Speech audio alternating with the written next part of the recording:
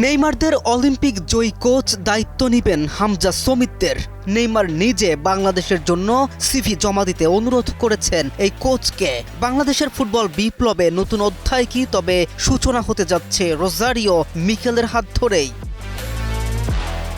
2016 সালের Rio Olympic, যার হাত ধরে স্বর্ণ ছুঁয়ে দেখেছিল নেইমার, এবার বাংলার ফুটবলের হাল ধরতে আসছে এই কিংবদন্তি কোচ।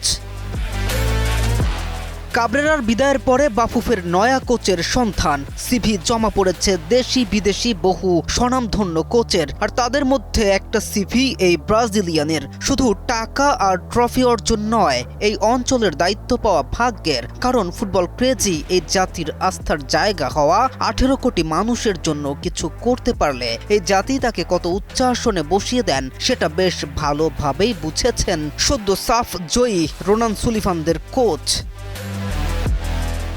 অগণিত জমা পড়া সিভির মধ্য থেকে বাছাই করা হয়েছে 22টি সিভি। তবে সিভি জমা পড়েছে জার্মানি, ব্রাজিলিয়ান, পর্তুগিজ সহ বিশ্বের নামি দামি দেশগুলোর স্বনামধন্য কোচদের, যার মধ্যে সবচেয়ে বেশি আলোচনায় রোজারিও মিকেলের নাম। নেইমার নিজে তাকে অনুরোধ করেছে সিভি জমা দিতে। শুধু তাই নয়, গুঞ্জন আছে নেইমার এবং তার বাবার মধ্যস্থতায় এই কোচ কম বেতনেও বাংলাদেশ দলের দায়িত্ব নিতে রাজি হতে পারে। এমনটাই জানিয়েছে নেইমারের সহকারী বাংলাদেশের রবিন মিয়া।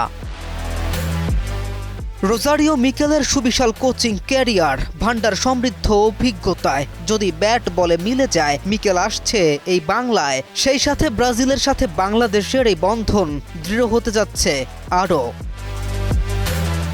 কেম রাফিন, নিউজ 24।